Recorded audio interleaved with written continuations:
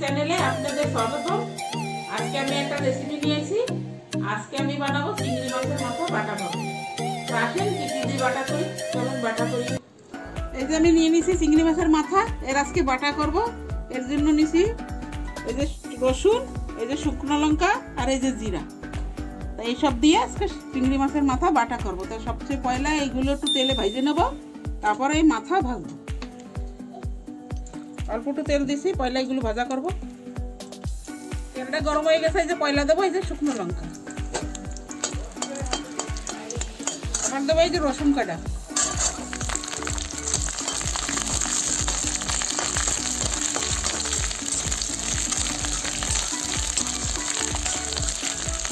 এই যে আমার রসুন আর মরিচ হয়ে গেছে। এখন দিয়ে দেবো এই যে 1 চামচ জিরা,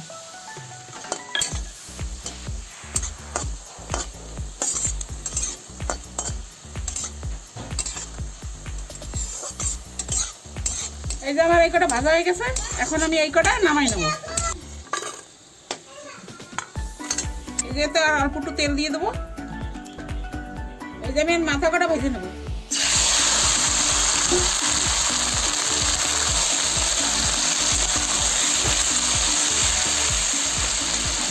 অল্প একটু হলদি দেবো আর এই যে অল্প একটু লবণ দেবো। আজকে পরে বাটা করার সময় একটু দেবো, এই জন্য অল্প লবণ দিচ্ছি।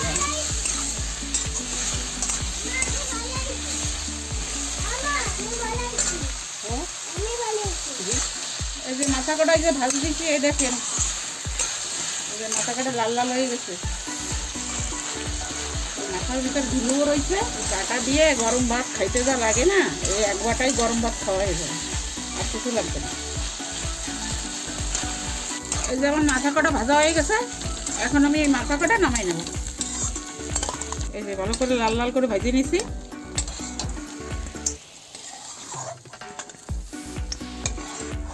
চিংড়ি মাছের মাথা ভাজা আর এই যে মরিচ রসুন জিরা ভাজি, এগুলো দিয়ে এখন এই জন্য মিক্সারে পিসাবো।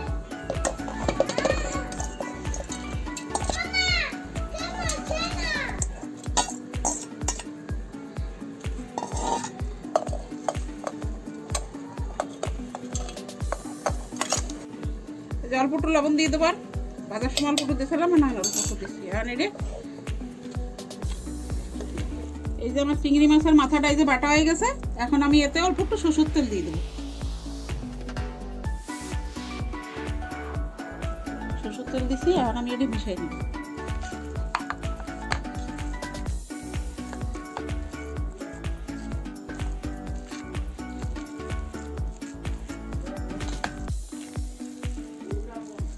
বাটাটা দিয়ে কি সুন্দর ঘ্রাণ আসতেছে। শুকনো মরিচ ভাজা, রসুন আর জিরা ভাজা, চিংড়ি মাছের মাথা, সুন্দর স্বাদ লাগবে না গরম ভাতে। কত সুন্দর দেখাচ্ছেন চিংড়ি মাছের মাথা বাটা, যদি গরম ভাত খাইতে একদম মজা লাগে। এই চিংড়ি মাছের মাথা বাটা দেখে বলবেন কিরকম হয়েছে।